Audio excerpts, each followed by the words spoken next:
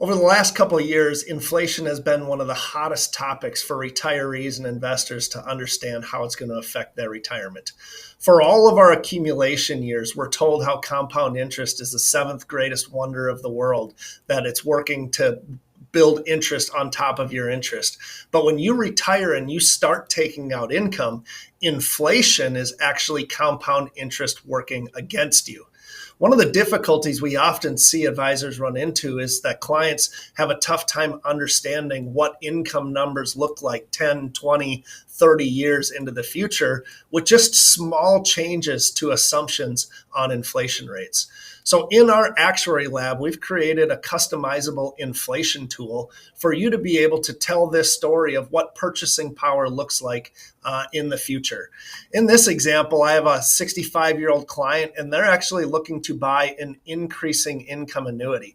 And on the illustration, they see the income from this annuity start at 5,300, and based on how it grows, grow to 10,000, 15,000, and out by age 100, they're receiving $24,000 a year.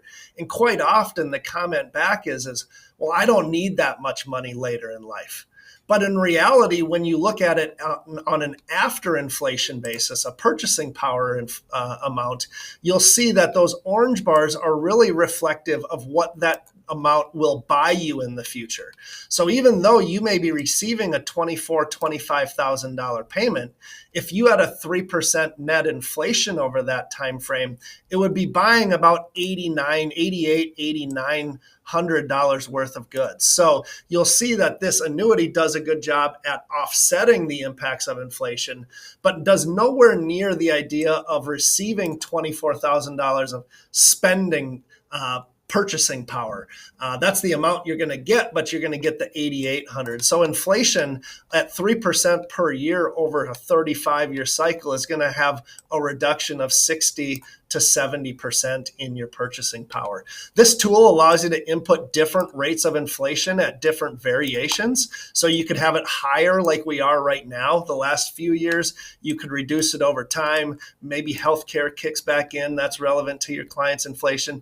And you can have this conversation of what purchasing power actually does for you in the future versus just talking about it in terms of dollars and clients thinking of what those dollars buy today versus 20, 30 years in the future. So go out to Actuary Lab, play out with a few variations. And if you want us to walk through some different examples in reflecting of different situations, we'd be happy to do that.